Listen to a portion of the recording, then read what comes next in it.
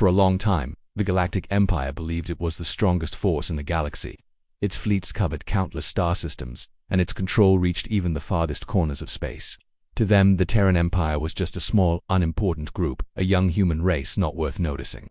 But now, with the Terrans growing stronger and standing up against them, the Galactic Empire decided it was time to crush them. Mother Oberanos, a top official, delivered the threat. His cold, sharp words were clear: the Terrans must surrender or face total destruction. He spoke like a man who thought no one could touch him, full of pride and arrogance. He believed the Terran Empire would be wiped out easily, their defenses shattered without effort. Standing on the bridge of his massive command ship, Varanos appeared as a towering hologram, surrounded by his silent officers. They showed no emotion, fully confident that the Terrans would soon be defeated. "You've crossed the line," Varanos said. "Your defiance is not just foolish, it's a death wish. You have only one choice: total surrender." He paused, then added, "If you refuse, we will wipe out your people and cleanse your planet." The transmission ended abruptly. There was no offer for peace, no sign of negotiation. The Galactic Empire didn't deal with those they considered beneath them. To them, humans were nothing more than an irritation that needed to be erased. But aboard the Terran flagship, the response was not what Varanos expected. General Marcus sat calmly in his command chair, reading the message. His face was calm, his mind sharp, working through every detail.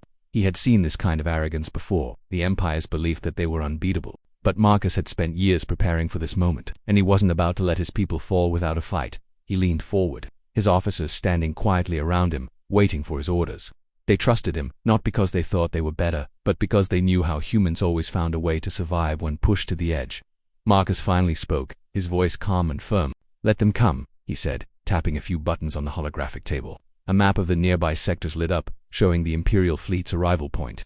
"The entire armada is coming," one officer said, his voice uneasy. Marcus didn't blink. "Let them bring everything they've got," he said. "The bigger they are, the harder they fall."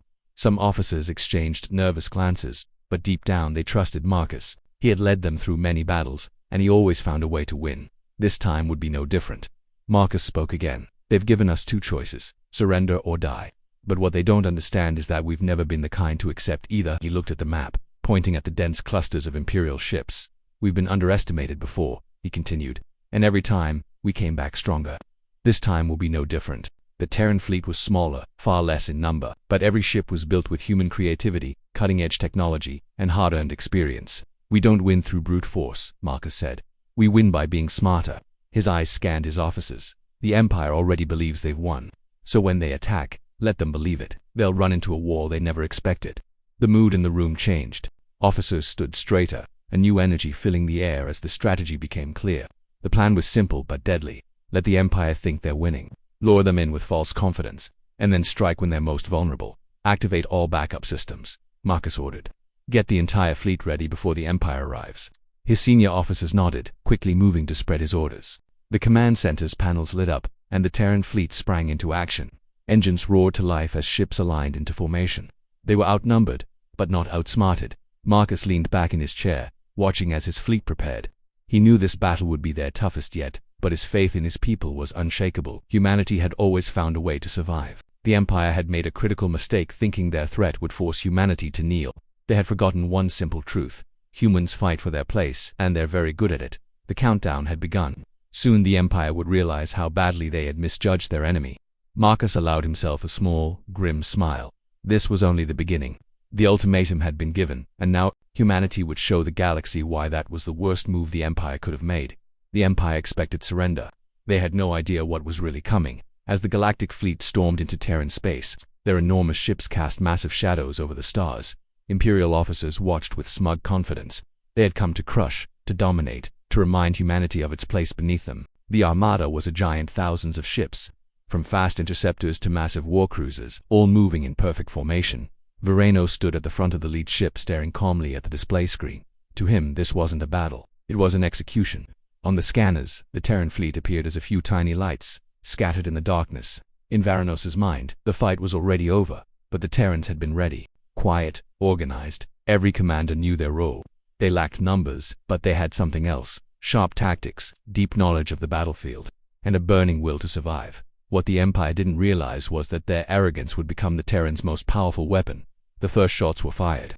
Imperial long-range weapons blazed through space, streaks of energy lighting up the darkness. Terran shields fled as they absorbed the hits, glowing bright under the impact. A few smaller Terran ships were caught off guard, damaged by the sheer force of the initial attack. But none of this was unexpected. In fact, it was part of Marcus's plan. From the command bridge, Marcus watched as his fleet reacted not with fear, but with perfect precision. Terran ships didn't stay in the open. They weaved into asteroid fields, slipped behind chunks of debris, turning the battlefield itself into an ally. They moved like shadows, striking key Imperial systems and vanishing before the enemy could respond. For every Terran ship lost, 2 Imperial cruisers were destroyed.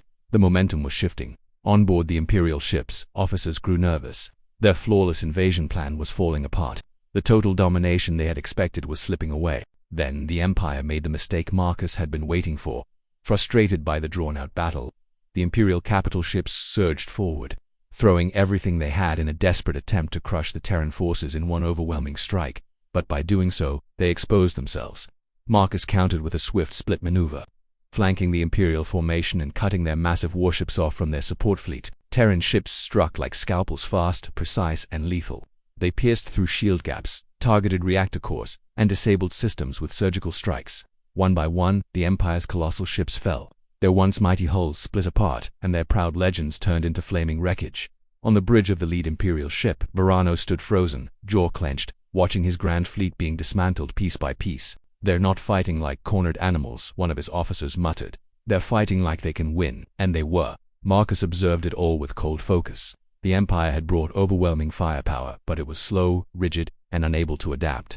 Humanity had survived through hardship, through loss, through learning how to bend without breaking. Today, they were writing a new history.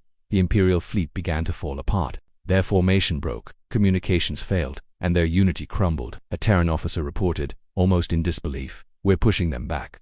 Marcus nodded. "We always knew this day would come, and we were ready." The Empire had come to break humanity, but they were the ones breaking. Humanity stood tall. The fight wasn't over, but one thing was certain: the Terran Empire would not kneel. And then came the final blow. From the dark edges of space, behind the debris and chaos, emerged the Monet fleet. Sleek, silent, invisible until now. This was the Terran Empire's secret weapon, their trump card.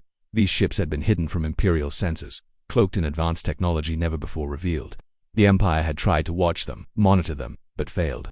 Even within the Terran ranks, only a few knew of this fleet's existence. The Monet fleet was designed as a last resort, a weapon to be unleashed only when the time was right. That moment had arrived. The Empire had underestimated humanity for the last time. The Empire's threats, once built on the promise of conquest, were now crumbling in front of them. Their overconfidence had turned to fear. The new Terran ships moved with deadly precision, firing blasts that sliced through the shields of Imperial capital ships as if those defenses didn't even exist for years. The Galactic Empire had believed their shielding technology made them untouchable, but humans hadn't designed weapons to simply match their power. They had built weapons to bypass it. Terran energy beams targeted key defense nodes, striking the warships where they were most vulnerable. One hit led to another, triggering chain reactions that tore through entire decks. Massive Imperial vessels began to fall, their proud structures breaking apart in devastating explosions. On the Imperial flagship, alarms blared as wave after wave of critical data poured in. Entire divisions were being wiped out.